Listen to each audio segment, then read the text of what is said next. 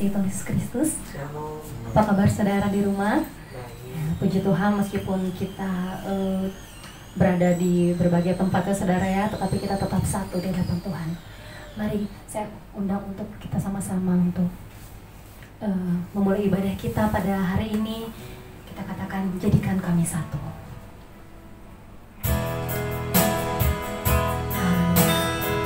Kami mau segenap hati kami Bapa untuk merendahkan diri kami di hadapan-Mu Tuhan. Membawa segala kelemahan kami Tuhan di bawah kaki-Mu Tuhan. Jadikan kami satu.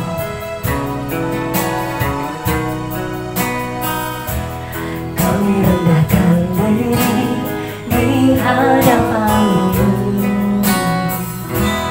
membawa hati saat berseru, agar kami saling melengkapi tubuh-Mu. Seperti Kau dan Yesus adalah satu. Kami rendahkan diri, kami rendahkan diri di hadapan-Mu. Kami mengacu kami Bapa, juga saat berseru, agar kami saling melengkapi tubuh-Mu.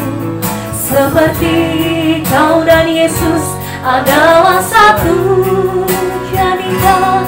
Jadikan kami satu, seperti kerinduan-Mu, agar dunia tahu bukti nyata dari kasih-Mu. Sebelum kami pergi memberitakan kasih-Mu, mulailah dari kami lebih dulu. Jadikan kami satu. Mari dengan segenap hati kita katakan bersama-sama. Kami rendahkan diri di hadapan-Mu, membawa hancur hati kami Tuhan. Saat berseru, agar kami saling melengkapi tubuh-Mu.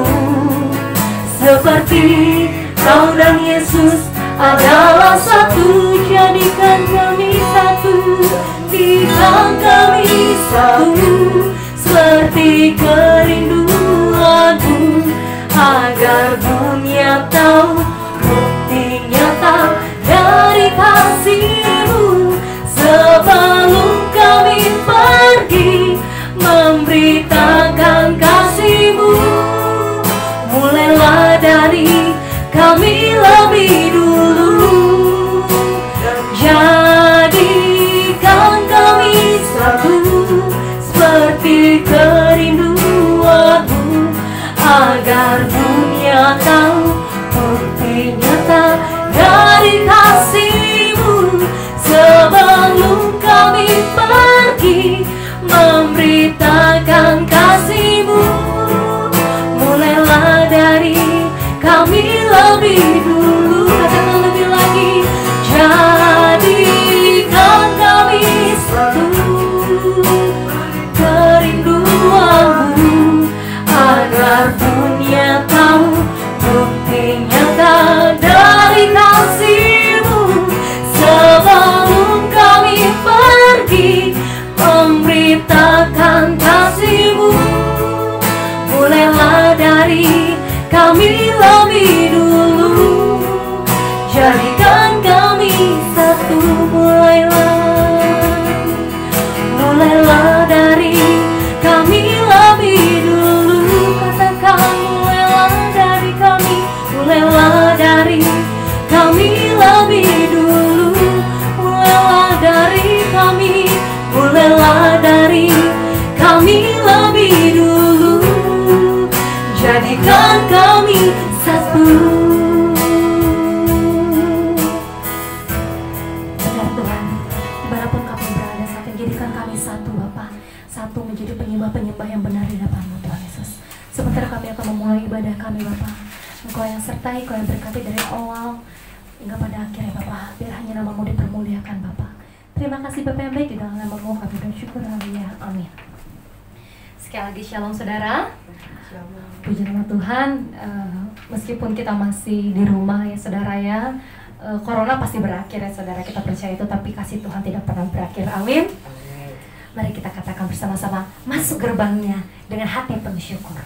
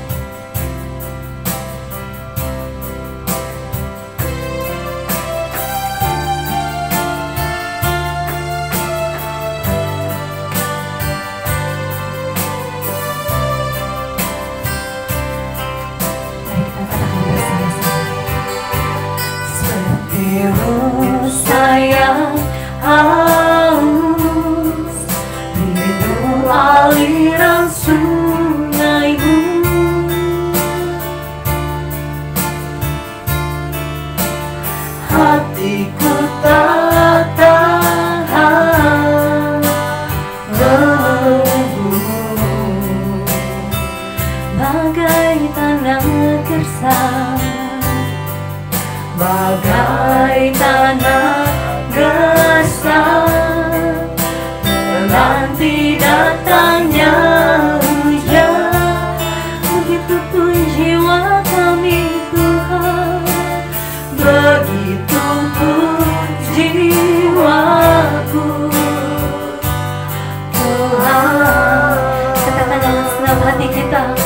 hanya Tuhan, hanya Engkau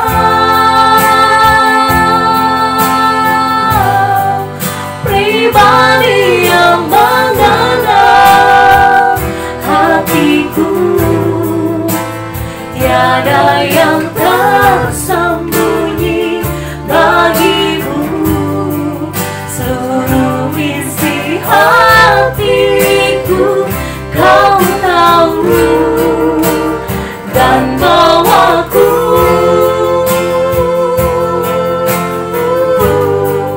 untuk lebih dekat lagi padamu, tinggal dalam indahnya dekapan kasih-Mu. Seperti rusaknya haus, seperti rusaknya haus, minum aliran sungai-Mu. Buat hati kami tidak tahan menunggu Tuhan, hatiku tak tahan menunggu, bagai tanah gersang, bagai tanah gersang, menanti datangnya hujan. Begitu jiwa kami, begitu pun jiwaku. Tuhan, sebab hanya Engkau, hanya Engkau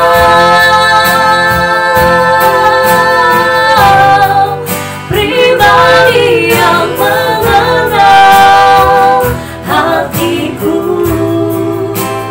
Tiada yang tersembunyi bagiku, seluruh isi hatiku Kau tahu, dan bawaku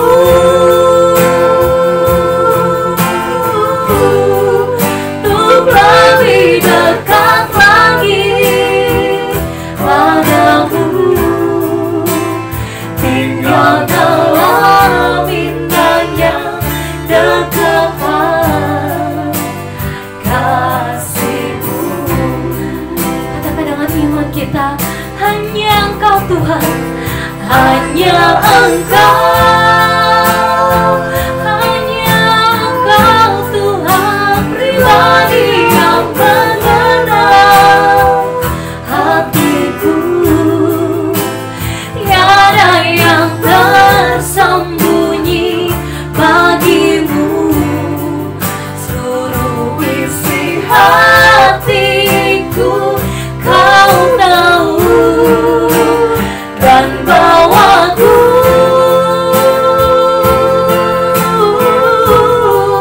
untuk lebih dekat lagi padamu,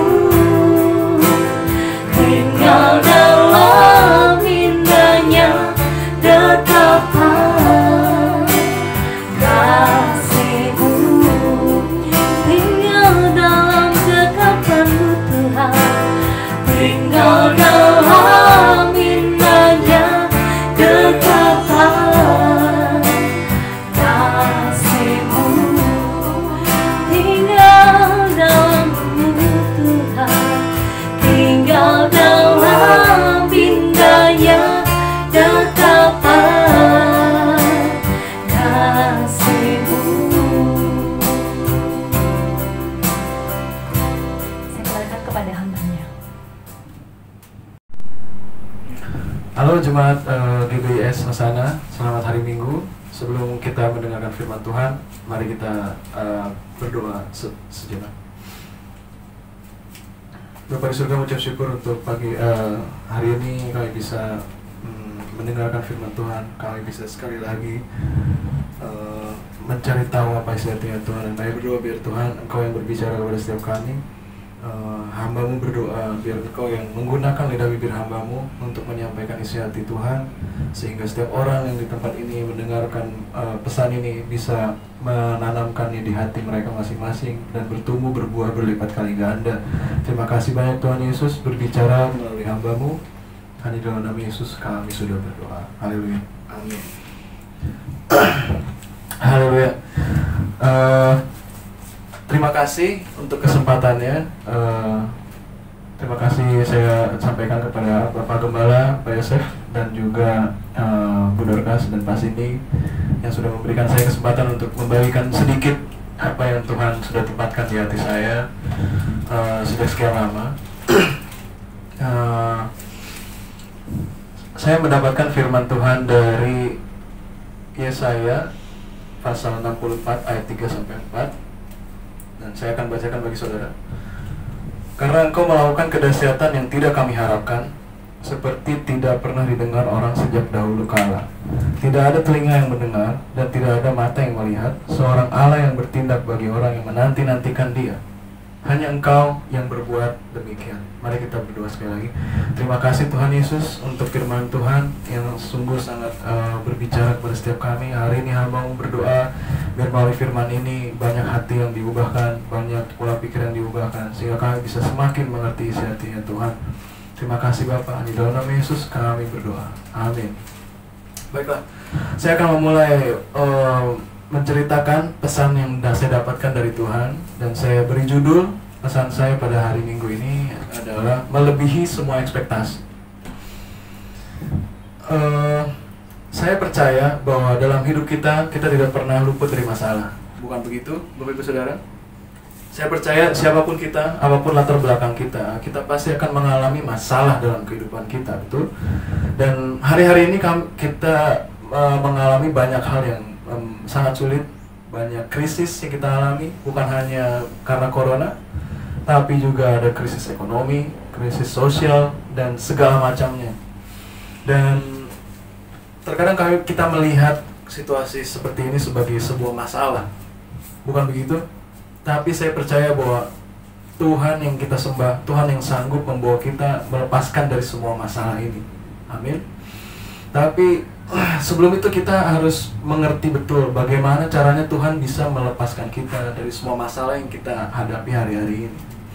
Dan melalui ayat ini saya mendapatkan bahwa Tuhan kita adalah Tuhan yang sanggup memenuhi ekspektasi kita, bahkan ekspektasi yang tertinggi dari hidup kita. Karena ayatnya berkata, tidak ada telinga yang mendengar dan tidak ada mata yang melihat. Dia melakukan perkara yang dahsyat yang tidak kita harapkan. Betul? Dan pada terjemahan bahasa Inggrisnya, saya ambil dari New Living Translation, dia bilang, "When you came down long ago and did awesome deeds beyond our highest expectation." So, artinya Tuhan bisa melakukan segala sesuatu melebihi ekspektasi kita. Dan itu menjawab permasalahan kehidupan kita.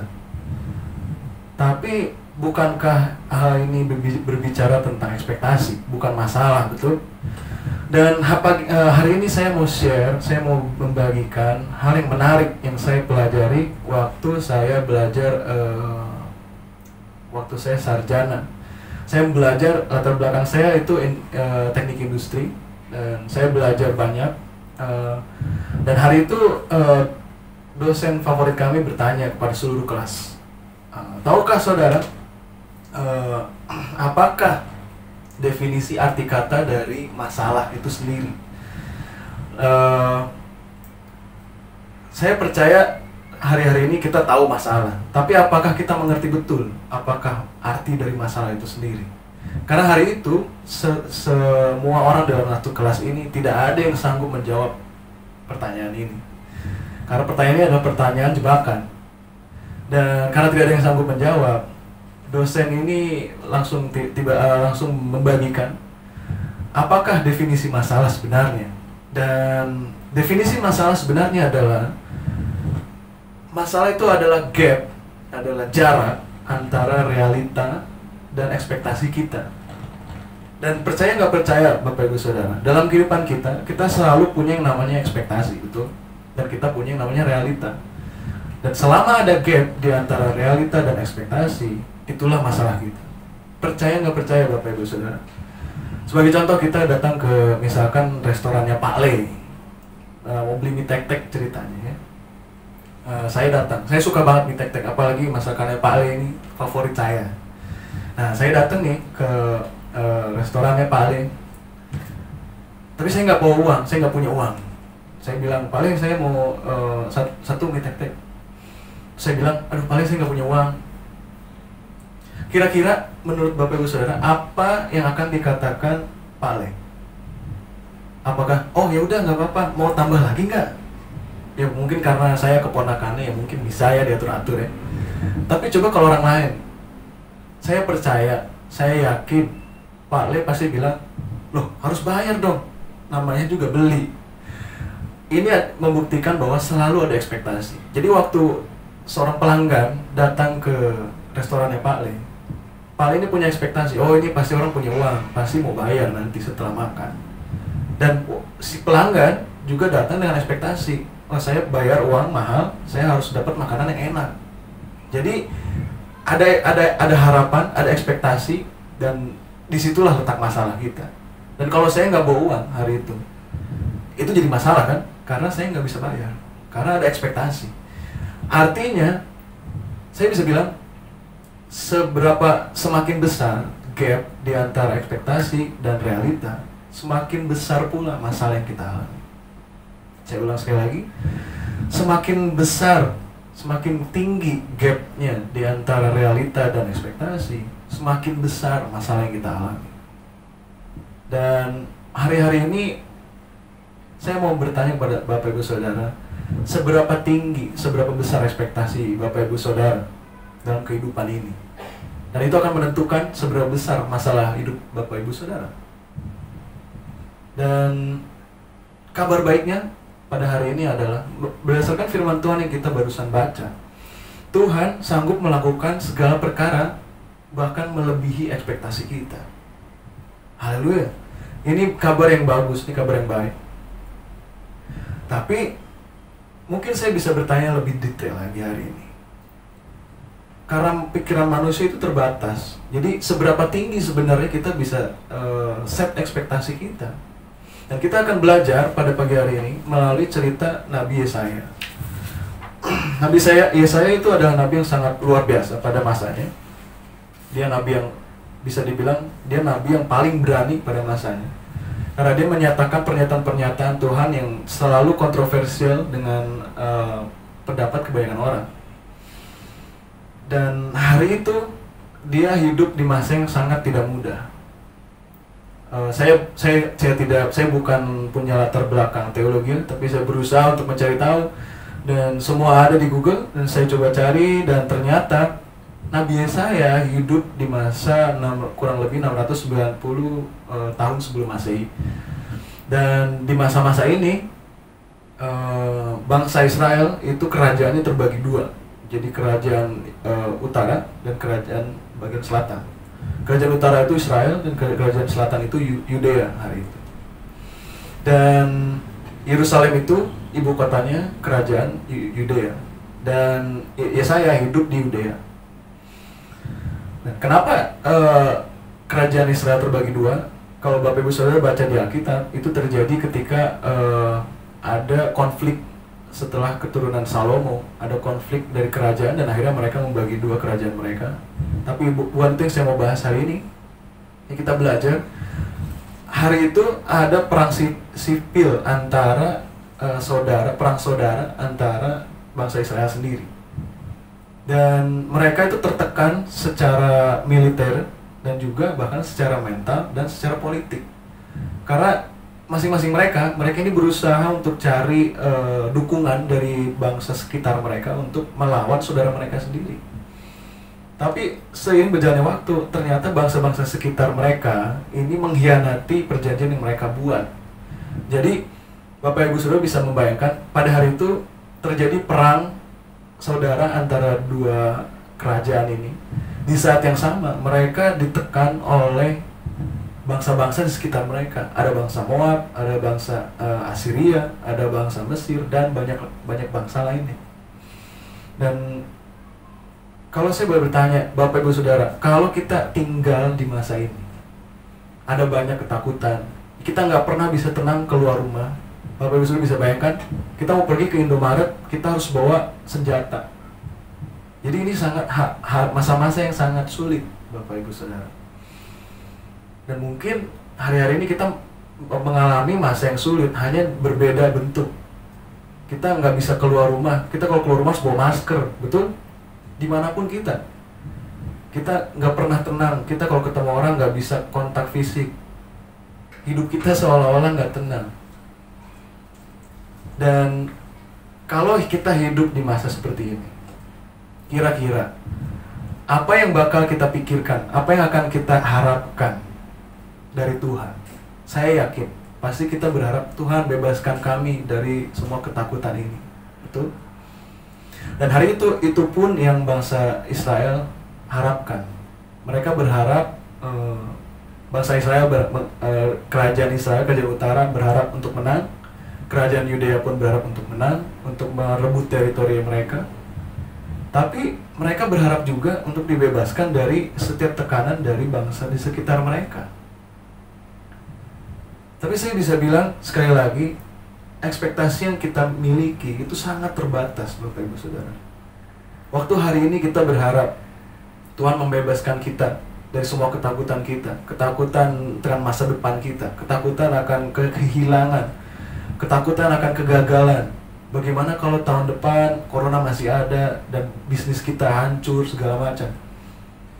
Tapi saya punya kabar baik buat kita semua. Tuhan sanggup melakukan segala sesuatu melebihi ekspektasi kita. Amin. Ini kabar baik. Saya percaya hari itu bangsa Israel berharap untuk mendapatkan kebebasan. Tapi ternyata 690 tahun kurang lebih setelah kejadian itu, Yesus turun. Dan inilah yang saya mau bagikan pada hari ini. Hal yang terbesar yang Tuhan berikan kepada kita, yang melebihi apapun, yang melebihi ekspektasi kita, adalah keselamatan. Karena sehebat apapun kita, sehebat apapun manusia, kita nggak bisa melawan hukum alam, yaitu kematian. One day, satu hari nanti kita pasti akan meninggal. Betul? Seberapa banyak pun uang yang kita punya, sehebat apapun latar belakang sosial kita, semua orang pasti akan meninggal. Tapi hari itu Yesus datang ke bumi dan dia menebus dosa kita. Dia mati, dia dikuburkan, dan bangkit di hari yang ketiga. Artinya dia sudah memenangkan hal yang kita nggak bisa menangkan. Dan dia memberikan kepada kita hadiah keselamatan, jaminan untuk hidup kita, yang kita nggak bisa dapatkan dengan apapun. Jadi kalau hari ini kita berharap Tuhan membebaskan kita dari ketakutan, kalau dia hari itu bisa memberikan keselamatan yang bahkan bukan hanya untuk bangsa Israel dan Yudea, tapi Tuhan Yesus memberikan keselamatan bagi seluruh umat manusia, apalagi yang Tuhan gak bisa lakukan buat kita. Saya percaya Tuhan sanggup melakukan segalanya. Amin. Dan saya mau membukakan satu ayat lagi, firman Tuhan dari buku Roma, pasal yang kelima, ayat yang ketiga sampai yang kelima. Saya akan bacakan untuk Bapak Ibu Saudara. Dan bukan hanya itu saja, kita malah bermegah juga dalam kesengsaraan kita. Karena kita tahu bahwa kesengsaraan kita itu menimbulkan ketekunan. Dan ketekunan menimbulkan tahan uji. Dan tahan uji menimbulkan pengharapan. Dan pengharapan tidak mengecewakan. Karena kasih Allah telah dicurahkan dalam hati kita oleh Roh Kudus yang telah dikurniakan kepada kita. Dan saya suka terjemahan Inggrisnya dari New Living Translation lagi. Ayat yang keempat berkata, "And endurance develops strength of character, and character strengthens our confident hope of salvation." Jadi ini bukan sembarang pengharapan, tapi ini pengharapan akan keselamatan. Dan pengharapan akan keselamatan inilah yang Tuhan berikan kepada kita yang melebihi semua ekspektasi kita. Hari ini apa pengharapan Bapak Ibu Saudara yang tertinggi? Apakah kesuksesan di bisnis saudara? Apakah keamanan dalam keluarga saudara? kabar baik untuk kita semua bahwa Tuhan sanggup memberikan itu lebih daripada apa yang kita harapkan. Amin.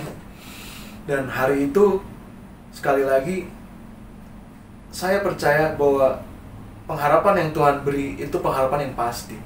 Amin. Kalau hari itu Tuhan bisa mengalahkan maut, apalagi sih yang Tuhan gak bisa lakukan buat kita. Amin. Tapi saya yang tidak berkata bahwa pengharapan bisa mengubahkan situasi hidup kita. Sebagai contoh, kita punya pengharapan dan besok nih waktu kita bangun, kita udah gak mengalami lagi yang namanya corona. Corona selesai.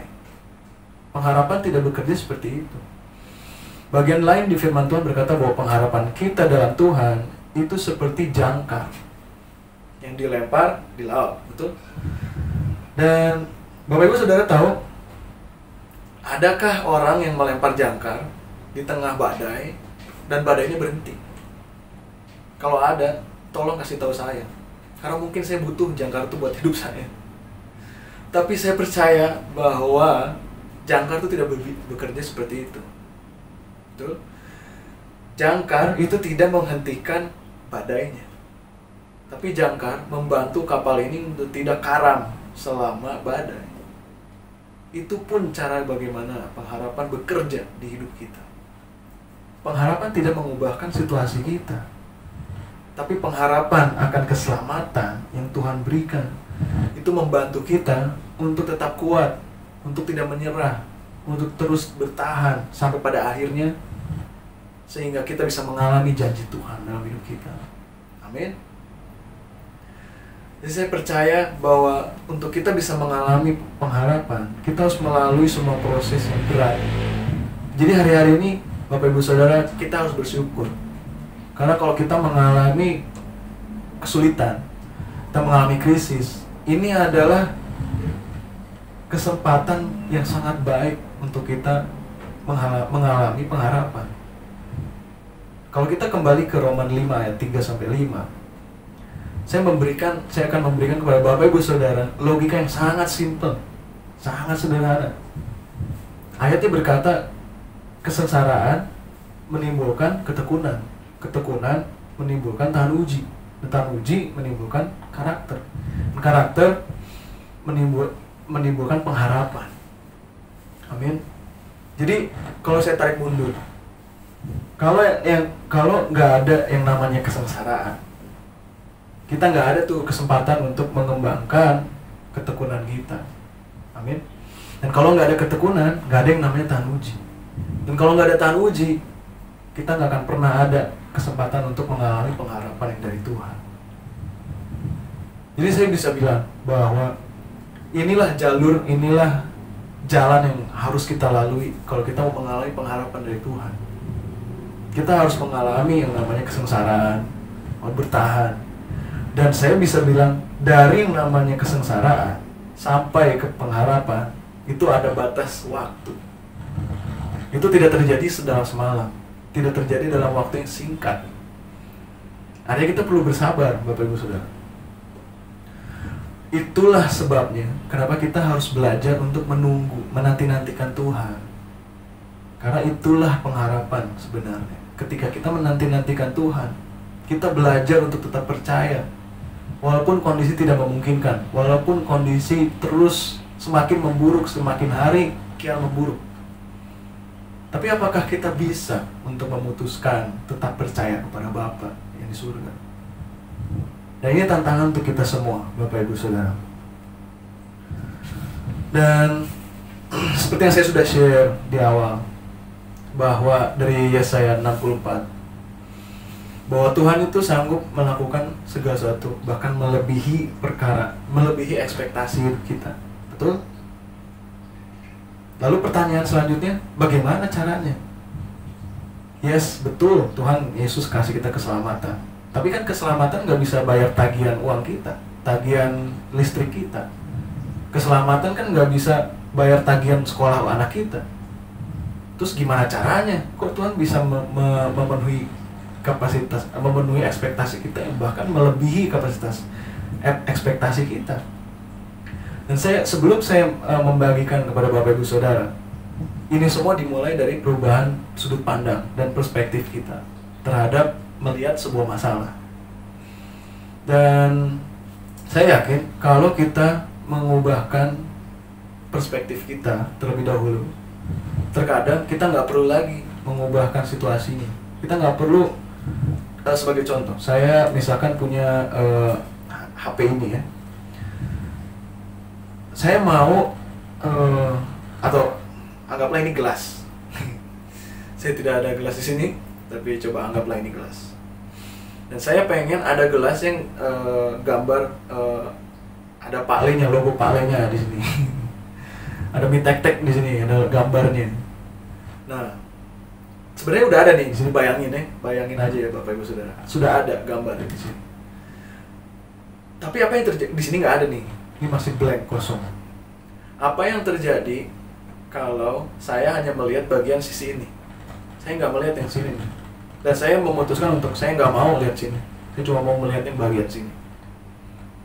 Apa yang terjadi kira-kira Bapak Ibu Saudara? Saya akan berpikir, oke, ini bukan gelas yang saya inginkan. Apa yang terjadi setelahnya? Saya akan membuang gelas ini atau ngasih ke orang lain. Lalu saya akan beli gelas yang baru yang udah ada logo palenya di sini. Betul? Padahal Bapak Ibu Saudara, kalau aja saya ambil usaha sedikit untuk memutarkan, atau saya ke sini gitu ya, dan saya akhirnya bisa melihat sudut pandang lain dari gelas ini, dan ternyata udah ada gambarnya di sini. Dapat ya Bapak Ibu Saudara? Kalau saya merubahkan perspektif saya, ternyata saya nggak perlu beli gelas yang baru. Dan ternyata dalam kehidupan kita, karena kita nggak mau mengubah perspektif kita, kita sibuk berusaha mencari cara bagaimana mengubahkan situasi kita. Padahal jawabannya sudah ada di sini sepanjang waktu. Oleh karena itu, Bapak Ibu Saudara, hari ini sebelum kita tahu bagaimana caranya mengalami pengharapan Tuhan, mari kita mengubah perspektif kita untuk melihat apakah sebenarnya masalah melalui sudut pandang Kristus. Di awal saya sudah berbicara tentang definisi masalah, dan inilah sudut pandang dunia Bapak Ibu Saudara. Mereka melihat gap, mereka melihat jarak di antara realita dan ekspektasi sebagai masalah. Betul? Mereka menganggap ini masalah. Jadi yang mereka lihat ini cuma masalah. Dan sudut pandang dunia selalu bicara soal kemungkinan.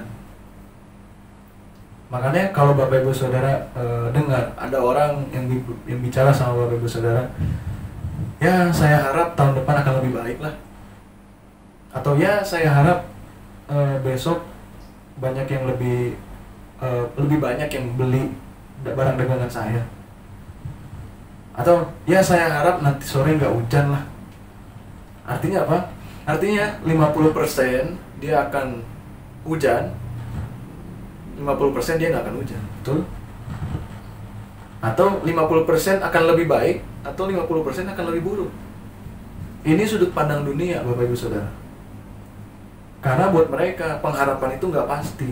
Saya harap artinya ya mungkin terjadi, mungkin enggak. Tapi saya mau bicara sama Bapak Ibu Saudara berdasarkan firman Tuhan yang kita baca. Pengharapan kita dalam Tuhan itu bicara kepastian. Pengharapan secara dunia itu bicara kemungkinan, pengharapan di dalam Tuhan bicara kepastian. Dan gap di antara realita dan ekspektasi itu bukan masalah. Ternyata itu hanya waktu menunggu. Itu hanya proses di mana kita yang harus melalui sehingga kita mengalami pengharapan yang Tuhan sudah janjikan. Ingat ayatnya berkata di Roma 5 bahwa kalau nggak ada kesengsaraan, Bapak Ibu Saudara, nggak ada yang namanya pengharapan. Artinya ada gap, dan gap ini hanya sekedar waktu menunggu. Jadi berhenti lagi melihat gap ini sebagai masalah, Bapak Ibu Saudara. Kalau hari-hari ini Bapak Ibu Saudara berdoa untuk Tuhan memulihkan keadaan kondisi finansial keluarga Anda, atau Bapak Ibu Saudara berdoa semua menjadi lebih baik, tidak ada lagi corona, tapi hari ini kalau Bapak Ibu Saudara melihat hari ini semua itu belum terjadi, jangan berhenti untuk percaya Bapak Ibu Saudara. Saya mendorong dan menguatkan Bapak Ibu Saudara pada hari ini untuk tetap percaya kepada Tuhan. Apapun yang terjadi, ingat Bapak Ibu Saudara bahwa Tuhan sanggup melakukan segala sesuatu melebihi ekspektasi kita. Hanya saja kita perlu mengubahkan perspektif kita. Jangan melihat ini sebagai masalah lagi. Lihat ini sebagai waktu menunggu. Mari kita sama-sama menunggu. Saya mengajak Bapak Ibu Saudara pada hari ini untuk sama-sama menunggu, menanti-nantikan Tuhan. Pertanyaan selanjutnya, oke, saya tahu saya harus menunggu, saya harus menanti-nantikan Tuhan. Tapi apa yang harus saya lakukan selama saya menunggu? Betul? Banyak orang tidak suka menunggu karena mereka tidak tahu apa yang harus mereka lakukan selama mereka menunggu. Contoh, tadi ada orang nih datang ke restorannya Pak Le lagi nih ya. Ada banyak nih antriannya. Antriannya wah sampai ke jalan luar tuh. Wah, panjang sekali. Sampai ke Bor Mantapan di situ antriannya. Nah, itu kan menunggu tuh. Nah, kalau Bapak Ibu Saudara lihat antriannya sepanjang itu, kira-kira apa yang Bapak Ibu Saudara lakukan? Saya yakin hampir percaya, karena saya pun akan seperti itu ya. Ah udahlah, pulang aja lah. Nanti aja pesen pakai GoFood atau apa gitu ya. Karena kita nggak suka menunggu. Karena waktu menunggu itu, saya ngapain? Saya cuma nunggu berjam-jam, cuma buat beli tek-teknya Pale gitu. Enggak lah. Karena kita nggak tahu apa yang kita harus kerjakan. Tapi saya yakin kalau kita tahu apa yang kita harus kerjakan selama kita menunggu, saya yakin kita pasti akan dengan senang hati menunggu, betul? Contoh, kalau kita menanti-nantikan orang yang kita sangat sayang untuk misalkan pulang dari jauh negara lain, lalu pulang, kita pasti nggak sabar tuh, kita pasti senang nunggu-nunggunya, bener nggak? Itu pun yang terjadi kalau kita menanti-nantikan Tuhan. Kenyataannya, mungkin selama ini kita nggak suka menunggu karena kita menanti-nantikan hal yang salah. Mungkin kita menanti-nantikan kapan nih corona bakal selesai, kapan kondisi ekonomi akan membaik. Dan itu tidak kunjung menjawab ekspektasi kita karena kita mengharapkan hal yang salah. Hari ini saya mau membagikan kepada Bapak Ibu Saudara bahwa pengharapan kita dalam Kristus itu kepastian. Karena ada ayat di bagian firman Tuhan yang lain berkata bahwa pengharapan kita kepada Kristus itu seperti ibu yang mengharapkan anaknya untuk lahir. Dan itu bicara kepastian, Bapak Ibu Saudara. Karena anaknya sudah ada di dalam rahim. Hanya tinggal menunggu waktu kapan anak ini akan lahir. Dan itulah pengharapan kita dalam Kristus. Bicara kepastian. Itulah sebabnya kenapa kita perlu belajar untuk menunggu dengan sikap hati yang benar. Dan ini diberitahu melalui ayat firman Tuhan, melalui Yakobus 5 ayat yang ke-7. Ayatnya berkata seperti ini, Bapak Ibu Saudara. Karena itu, saudara-saudara, bersabarlah sampai kepada kedatangan Tuhan. Sesungguhnya petani menantikan hasil yang berharga dari tanahnya, dan ia sabar sampai telah turun hujan, musim gugur dan hujan musim semi. Dan Bapak Ibu Saudara tahu bahwa saya percaya waktu para petani ini, kita bisa belajar menunggu melalui para petani ini. Dan saya percaya apa yang kita lakukan, kalau kita mengerti apa yang harus kita kerjakan selama menunggu. Dan ternyata, waktu kita menunggu, itu banyak yang kita bisa kerjakan, Bapak Ibu Saudara. Dan kita bisa belajar hari ini melalui petani. Dan saya suka bagaimana Yakobus menggambarkan menanti-nantikan Tuhan sebagai seorang petani. ya sebenarnya saya bukan petani, jadi saya nggak tahu sebenarnya apa yang mereka kerjakan. Tapi saya coba cari tahu, saya coba sedikit penelitian ya, dan ternyata ada banyak sekali pekerjaan yang mereka kerjakan selama mereka menanti-nantikan tuayan. Tapi kalau kita bahas satu-satu, ini jadi kuliah pertanian.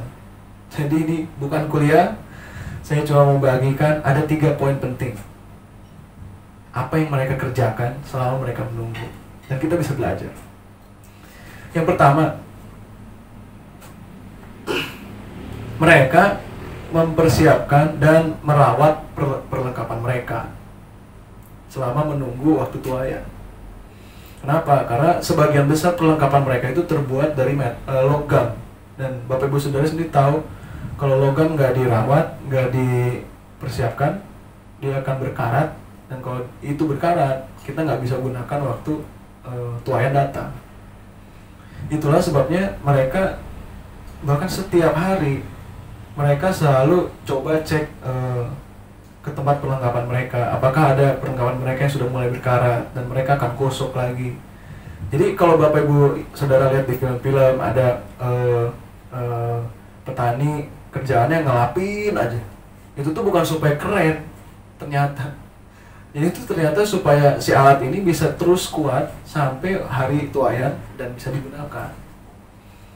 Yang kedua, mereka secara terus-menerus setiap hari pergi ke ladang mereka, mengecek apakah ada burung gagak yang berusaha mencuri tuayan mereka, atau hama, tikus, segala macam. Makanya kalau Bapak Ibu Saudara lihat di film-film juga nih, ada tuh orang di luar negeri bikin orang-orangan sawah. Ya di Indo juga ada sih orang-orangan sawah ya. Nah ini bukan orang, ini orang-orangan. Tapi kenapa dibikin? Supaya nakut-nakutin nih hama nih. Karena kalau enggak, nanti pas tuayan datang, mereka nggak bisa tuai sepenuhnya. Nah, tapi kan binatang makin kesini makin pinter ya. Kadang-kadang lebih pintar dari kita lagi. Jadi mereka tahu, itu mah bohong-bohongan orang-orangannya. Nah makanya ini petani selalu datang ke ladang, selalu ngecekin ini bener nggak nih, ini bersih nggak nih, ada hama nggak nih. Jadi ini 2 hal ini aja udah melelahkan terdengarnya ya. Tapi ternyata ada hal yang ketiga. Jadi petani yang hebat itu selalu datang ke pasar bibit. Jadi ini juga saya baru tahu, hari ini teknologi semakin canggih ya. Bahkan petani di desa pun mereka udah punya HP, bisa lihat internet. Ini yang mereka kerjakan. Mereka cari tahu apakah ada pengembangan di pasar bibit, bibit mana yang lebih baik, bibit mana yang lebih unggul. Makanya ada istilah bibit unggul, betul?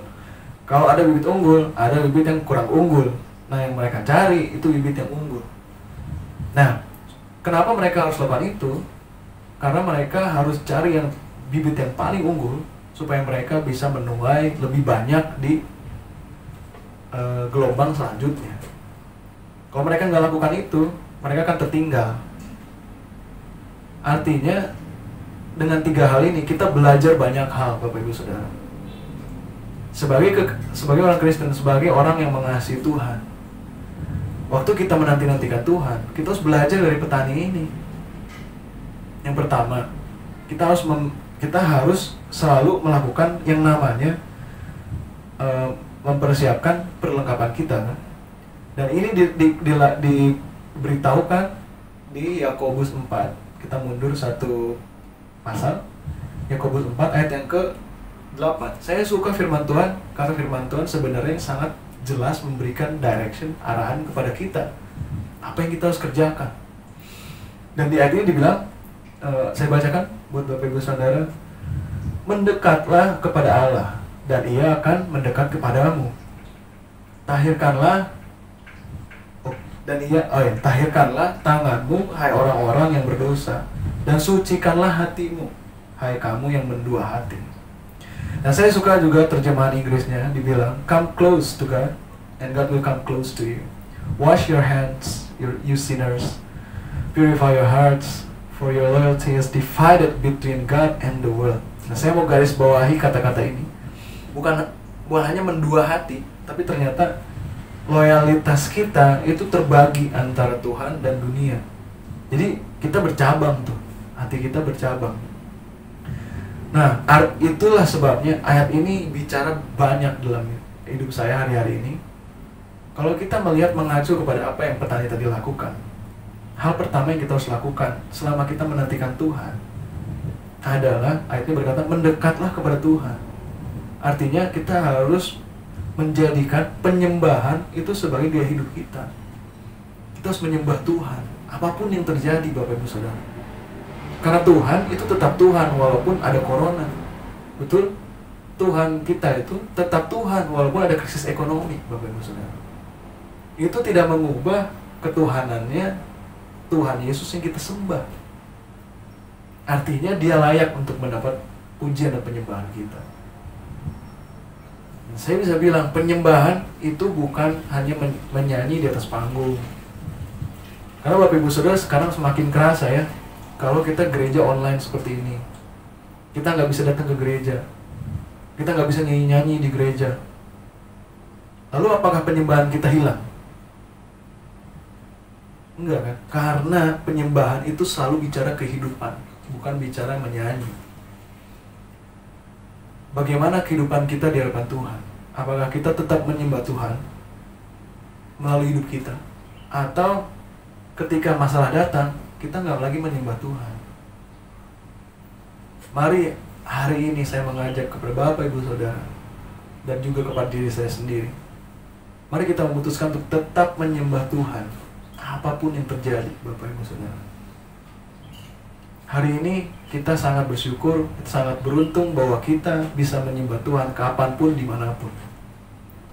Hari itu waktu bangsa Israel punya hubungan dengan Tuhan, mereka nggak bisa menyembah Tuhan dengan gitu aja.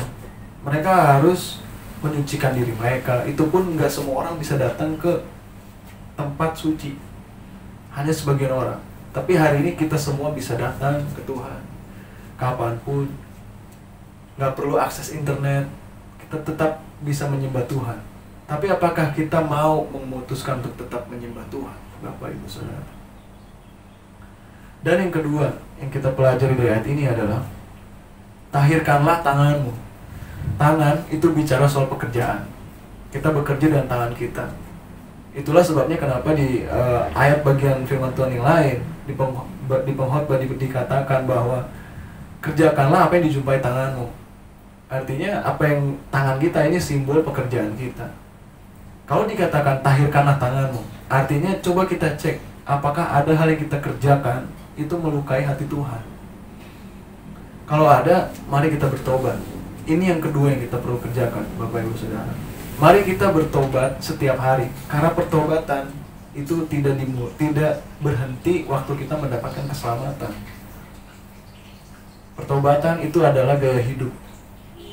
Setiap hari kita harus tetap mengecek, memeriksa ulang apakah ada pekerjaan yang kita lakukan yang melukai hati Tuhan.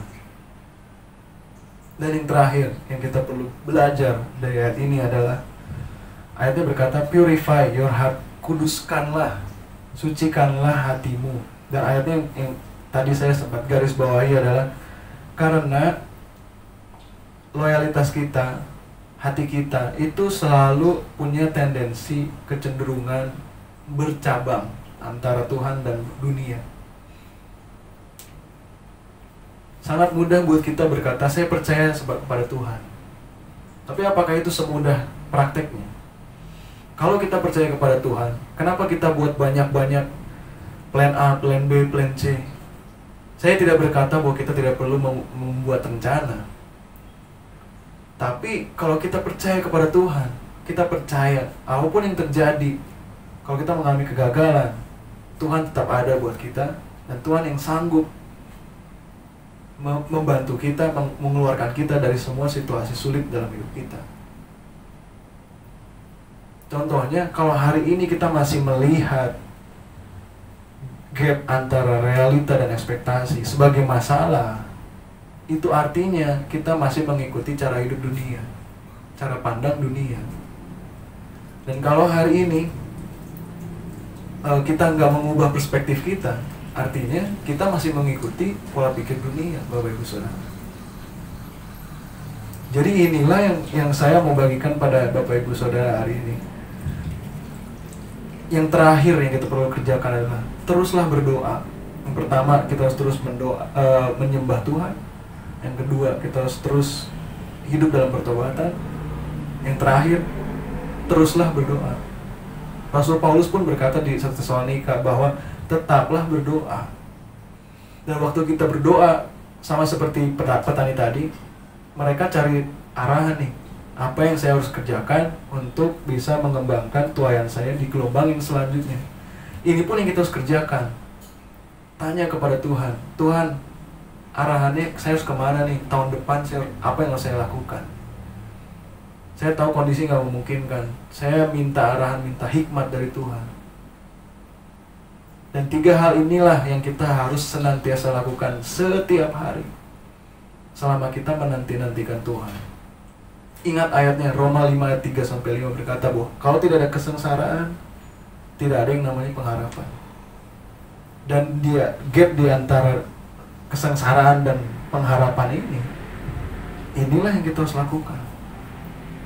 Periksa terus hati kita, apakah ada hal yang dalam hati kita yang mendukakan Roh Kudus. Marilah kita hidup kembali kepada kasih yang mula-mula, hidup dalam pertobatan. Mari kita menyembah Tuhan. Apapun yang terjadi, mari kita tetap menyembah Tuhan. Dan terus tanya kepada Tuhan, terus cari tahu isi hatinya Tuhan, sehingga kita tahu apa yang kita perlu kerjakan dalam hidup kita. Dan terakhir, kalau Bapak Ibu Saudara sampai hari ini belum mendapatkan jawaban doa dalam hidup saudara, jangan menyerah. Karena kesengsaraan akan menimbulkan tahan uji, ketekunan, dan ketekunan akan menimbulkan tahan uji, dan tahan uji akan menimbulkan pengharapan. Mungkin Tuhan sedang membentuk ketekunan Bapak Ibu Saudara. Mungkin Tuhan sedang menguji iman Bapak Ibu Saudara. Sampai pada akhirnya Tuhan ingin Bapak Ibu Saudara mengalami janji yang Tuhan sudah berikan. Dan saya tutup dengan kesaksian pribadi dari hidup saya. Hari itu waktu saya sedang tinggal di Jerman, saya bergumul sangat berat dengan panggilan hidup saya, dengan rencana hidup saya, apa yang saya harus kerjakan. Kejadiannya tahun lalu, dan sepanjang 1 tahun saya selalu bertanya sama Tuhan, Tuhan, apa yang saya harus kerjakan? Karena hari itu saya mendapatkan kontrak sebagai relawan untuk melayani satu gereja lokal di Jerman, di kota Aachen. Tapi ternyata prosesnya tidak semudah yang saya bayangkan. Tahun lalu proses itu waktu yang paling berat buat saya, karena saya benar-benar nggak tahu apa yang saya harus kerjakan dalam hidup saya. Setelah kontrak ini selesai, apa yang saya harus kerjakan? Dan saya selalu bertanya kepada Tuhan, dan saya mendapatkan bahwa hidup saya, masa depan saya itu gelap banget. Saya nggak bisa lihat ada setitik cahaya untuk hidup saya hari itu. Dan singkat cerita, saya mendapatkan panggilan dari Tuhan bahwa saya harus melanjutkan pelayanan saya di Jerman. Tapi kenyataannya, hari itu saya memiliki izin tinggal sebagai volunteer atau relawan, yang artinya saya nggak bisa perpanjang izin tinggal saya. Dan itu masalah besar buat saya, karena Tuhan sudah berikan kepada saya panggilan hidup, tapi kok saya mengalami kesulitan untuk apply izin tinggal saya. Lalu saya bertanya, Tuhan, apakah ini benar dari Tuhan? Dan hari itu Tuhan hanya berkata kepada saya, kalau kamu percaya kepadaku bahwa aku memberikan panggilan ini kepadamu, teruslah percaya, teruslah berdoa, teruslah berusaha, teruslah melayaniku, teruslah menyembah. Jangan ubah apapun yang kamu udah lakukan. Dan itu berat sekali Bapak Ibu Saudara, karena semuanya nggak pasti. Ditambah corona datang tahun lalu, betul? Dan itu membuat semuanya semakin gak jelas. Saya batal pulang ke Indonesia hari itu, dan saya benar-benar gak tahu apa yang saya harus kerjakan. Sampai singkat cerita, saya nggak pernah terlintas terbesit di pikiran saya untuk menjadi full timer di gereja. Karena pikiran saya tidak mau memberatkan gereja. Saya hanya ingin memberikan hidup saya untuk gereja, bukan malah memberatkan gereja. Dan saya mencoba mencari jalan untuk melanjutkan studi saya di Jerman, tapi semua jalan tertutup. Sampai satu kali pendeta senior di gereja saya di sana menawarkan untuk mempekerjakan saya di gerejanya. Dan itu adalah jawaban doa buat saya, karena kalau ide itu lahir dari pendeta yang saya layani, oke, ini berarti memang dari Tuhan. Dan akhirnya sejak saat itu kami berusaha untuk mencari tahu informasi bagaimana, apakah bisa saya apply visa saya di sana atau saya harus pulang ke Indonesia. Ingat Bapak Ibu Saudara, ini kondisinya udah corona nih, semua udah nggak pasti. Kalau saya pulang ke Indonesia, bisa-bisa saya nggak balik ke Jerman. Lalu semua semakin nggak pasti, sampai saya coba tanya-tanya, dan banyak orang penduduk Jerman asli, mereka berkata, wah itu nggak mungkin, kamu bisa apply visa di sini. Kamu harus kembali dulu ke Indonesia, apply dari sana, baru kamu bisa tahu apakah kamu bisa tinggal di Jerman atau enggak. Sekitar 2-3 orang saya tanya, semua orang berkata yang sama. Singkat cerita, kita punya appointment, kita punya janji untuk ketemu dengan kantor imigrasi. Itu pada tanggal 25 Agustus, saya ingat betul. Karena itu hari-hari yang sangat berat buat saya, dan saya datang ke sana, pendeta saya pun ikut ke sana. Dan hari itu pendeta saya bertanya kepada orang yang melayani kami di kantor imigrasi, berkata, Bu, kalau kita bisa pekerjakan dia nggak ya di gereja kami? Apa prosedur yang harus dilakukan dan semuanya? Dan Bapak Ibu Saudara tahu nggak? Perkataan pertama, kalimat pertama yang keluar dari orang kantor imigrasi ini, dia bilang, wah itu nggak mungkin. Itu hancur, pupus, pecah, berantakan tuh hati saya, Bapak Ibu Saudara. Karena oke, berarti ini bukan dari Tuhan, saya harus balik ke Indonesia. Tapi Bapak Ibu Saudara tahu nggak? Hari itu saya cuma berharap saya dapat visa. Tapi ternyata Tuhan ingin memberikan yang lebih dari itu. Dan hanya selang 2 detik, 3 detik, orang yang sama berkata kepada kami, oke, tapi saya bisa kasih kamu saran. Kita akan kasih kamu izin tinggal sementara, dan izin tinggal sementara ini berlaku selama 3 bulan. Dan dalam 3 bulan ini kamu bisa coba persiapkan semua dokumen yang akan dibutuhkan. Singkat cerita, kami pulang, perasaan bercampur aduk ya. Karena oke, satu sisi ada kesempatan, di sisi lain orang ini berkata, tapi saya nggak janji saya bisa kasih. Jadi ini masih nggak pasti nih.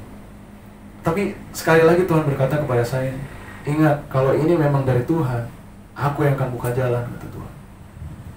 Oke, hari itu saya serahkan sama Tuhan, saya percaya. Tapi hari demi hari saya jalani semakin berat, karena semuanya nggak pasti. Dan saya bisa jujur sama Bapak Ibu Saudara, hari itu saya gagal untuk percaya kepada Tuhan. Saya terus mikirin masa depan saya yang gelap ini. Saya nggak bisa konsentrasi, pokoknya hidup saya berat sekali. Saya nggak bisa, bahkan saya sampai nggak bisa tidur, Bapak Ibu Saudara. Itu udah buruk banget. Dan singkat cerita, pertemuan kedua itu pada tanggal 9 November, kami ke kantor imigrasi lagi, dan Pak Pendeta ikut temenin saya.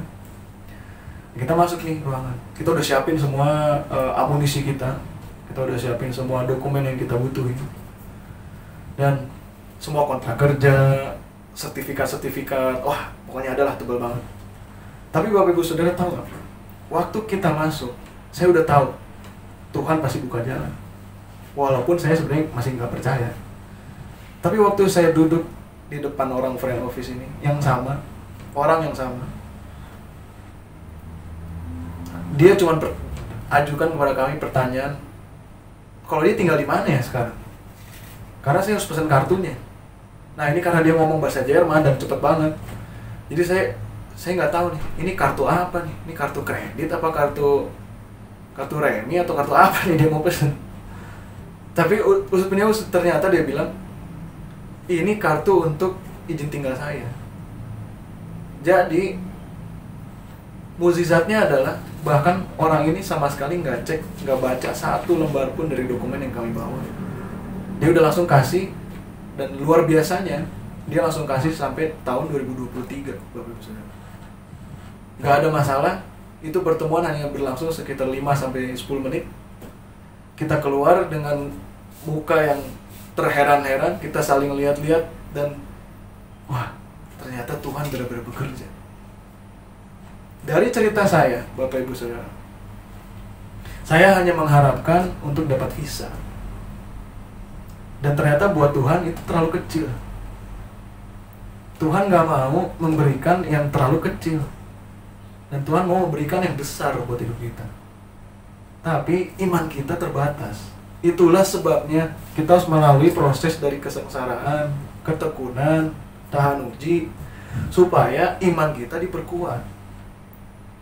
Karena Tuhan ingin memberikan yang besar. Semakin besar hal yang Tuhan ingin berikan, semakin besar iman yang kita butuhkan.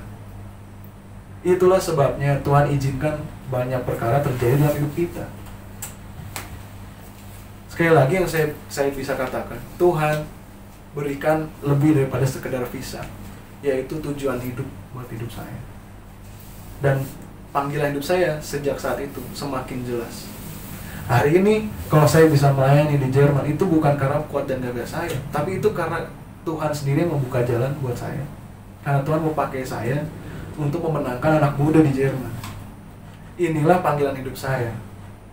Dan gak ada hidup yang lebih baik, yang lebih menyenangkan daripada menjalani panggilan hidup. Saya bisa pastikan itu pada Bapak Ibu Saudara. Dan sekali lagi dari cerita saya, Tuhan sanggup memenuhi, bahkan melebihi ekspektasi saya. Cuma sekedar visa, Tuhan berkata, itu cuma debu doang. Hari ini Bapak Ibu Saudara, apakah ekspektasi tertinggi Bapak Ibu Saudara? Apapun itu, saya bisa bilang, kalau Tuhan bisa memberikan keselamatan yang kita nggak bisa dapatkan dengan cara apapun, masa sih Tuhan nggak bisa memberikan hal yang sepele seperti visa atau izin tinggal saya ini? Dan saya mengalami sendiri bahwa Tuhan itu nyata, Bapak Ibu Saudara. Tuhan itu bukan cuma sekedar tokoh dalam Alkitab. Tuhan itu nyata, saya mengalami sendiri. Dan ini hati saya, ini kerinduan saya, bahwa Bapak Ibu Saudara mengalami Tuhan di level nyata sama seperti saya sudah mengalami Tuhan. Mari kita tundukkan kepala kita dan berdoa.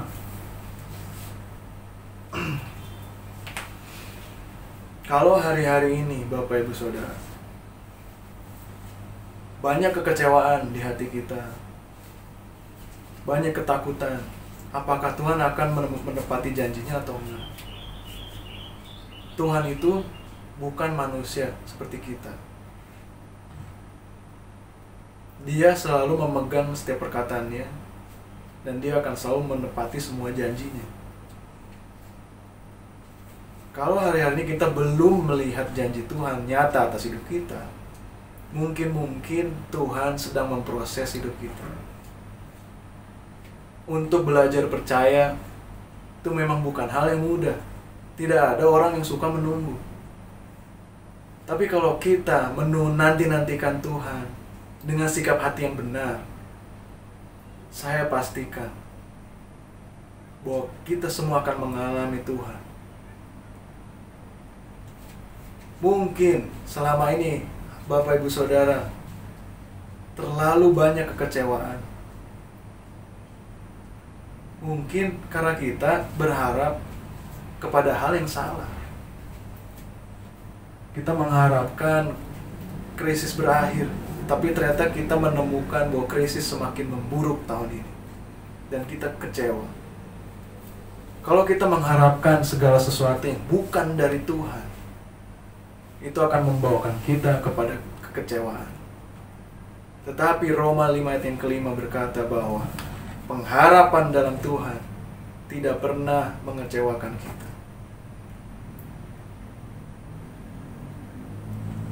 Dan hari-hari ini jika Bapak Ibu Saudara, ada dari Bapak Ibu Saudara yang seperti saya, gagal percaya di waktu menanti-nantikan Tuhan, udah gak percaya lagi sama Tuhan, udah gak berdoa lagi, udah gak baca firman lagi, udah meninggalkan Tuhan, belum terlambat Bapak Ibu Saudara untuk kembali kepada Tuhan, bertobat.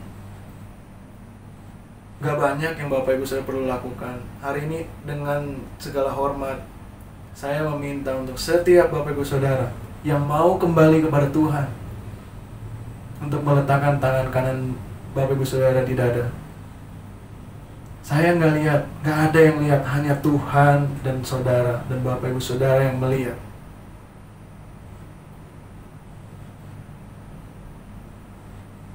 Terima kasih Tuhan Yesus. Terima kasih Bapa untuk hari ini di mana Engkau sudah menyampaikan isi hatimu, pesan dari hatimu kepada orang-orangmu di GBI Hosana. Dan hari ini hamba-Mu berdoa kepada setiap orang, setiap Bapak Ibu Saudara yang menaruh tangan kanannya di dada. Hari ini hamba-Mu berdoa biar Roh Kudus-Mu yang menjamah setiap mereka, Roh Kudus-Mu yang berbicara kepada hati setiap mereka, Roh Kudus-Mu yang menyatakan apa yang mereka perlu keluarkan dalam hidup mereka, apa yang mereka perlu tinggalkan dalam hidup mereka, supaya mereka bisa mengalami janji-Mu, supaya mereka bisa mengalami pengharapan yang pasti di dalam Tuhan. Dan hari ini hamba-Mu berdoa biar Roh Kudus-Mu yang berbicara kepada mereka, datang ke ruangan mereka masing-masing, dimanapun mereka berada. Hamba-Mu percaya bahwa Roh Kudus-Mu tidak terbatas dengan waktu dan tempat. Roh Kudus-Mu akan terus bekerja Tuhan. Terima kasih Yesus buat hari ini. Kami percaya bahwa pesan ini akan mengubahkan hidup kita. Dan karena kami tahu bahwa menanti-nantikan Tuhan itu bukan hal yang sia-sia. Waiting time in God is not wasting time. Tapi menanti-nantikan Tuhan itu adalah peristiwa di mana kita akan mengalami pengharapan Tuhan yang Tuhan sudah janjikan. Kami mengucap syukur Tuhan untuk keselamatan yang Tuhan berikan, menjadi jaminan bagi hidup kami. Apapun yang terjadi, kami masih bisa hidup itu karena keselamatan yang Tuhan berikan. Terima kasih untuk menebus dosa kami, menyelamatkan kami dari kutuk dosa, sehingga hari ini kami bisa hidup, sehingga hari ini kami bisa merasakan betapa baiknya Tuhan, betapa besarnya Tuhan, betapa hebatnya Tuhan yang kami sembah. Terima kasih Tuhan Yesus. Hari ini kami menyerahkan pikiran kami, perasaan kami, hidup kami ke dalam tangan Tuhan. Karena kami percaya bahwa hidup kami aman di dalam tangan Tuhan. Terima kasih Tuhan Yesus. Kami berdoa menyerahkan semuanya ke dalam tangan-Mu, dan hamba-Mu berdoa menyerahkan GBI Hosana, Bapak Ibu Saudara yang dikasihi Tuhan, kepada hadirat-Mu. Dan pegang hidup mereka, pegang tangan mereka, sehingga ketika mereka jatuh, mereka tidak akan tergeletak karena Engkau memegang hidup mereka. Terima kasih Tuhan Yesus. Kami percaya Engkau sudah mendengar doa kami, Engkau sudah melihat setiap tangan-tangan yang diletakkan di dada, Engkau menjamah setiap mereka Tuhan. Terima kasih Bapa, hanya di dalam nama Tuhan Yesus kami sudah berdoa. Haleluya, amin. Bapak Ibu sekalian, marilah kita pulang dan membawa berkat Tuhan di dalam hidup kita. Kiranya kasih setia abadi dari Allah Bapa, anugerah dari Tuhan kita Yesus Kristus, dan pemeliharaan Roh Kudus ada senantiasa beserta dengan kita sekalian dari sekarang sampai selama-lamanya. Amin.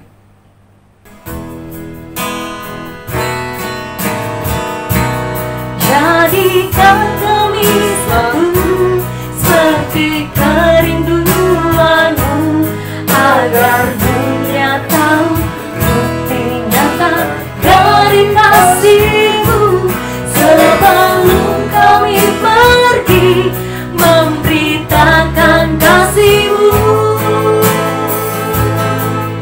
mulailah dari kami lebih dulu. Jadikan kami satu, mulailah dari kami, mulailah dari kami lebih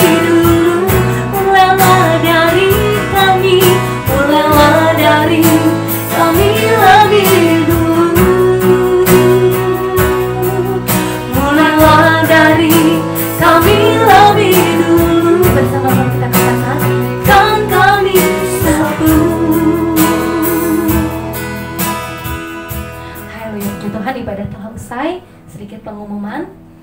Tiap hari Jumat ada komsel online pukul 19 sampai dengan pukul 21. Dan pada hari Minggu jemaat beribadah di rumah masing-masing dengan mengikuti tayangan ibadah online GBSH yang linknya akan dibagikan. Doa syafaat, saling mendoakan tiap-tiap jemaat dan juga berdoa bagi bangsa dan negara. Bagi saudara yang ingin memberkati pelayanan dan pekerjaan Tuhan di GBS Sasana untuk persembahan dan perpuluhan dapat disampaikan melalui transfer ke rekening gereja yang akan ditayangkan pada akhir ibadah ini. Kami segenap pengurus GBSH mengucapkan terima kasih kepada saudara yang telah memberkati pelayanan kami. Tuhan membalas dengan berlimpahnya. Dan salam sehat, kami ingatkan untuk tetap melaksanakan social distancing, jaga jarak, hindari kerumunan. Jangan lupa pakai masker, cuci tangan sesering mungkin, konsumsi makanan yang bergizi, dan berolahraga. Semoga kita selalu dalam perlindungan Tuhan Yesus. Demikian pengumuman, terima kasih, selamat hari Minggu, Tuhan Yesus memberkati.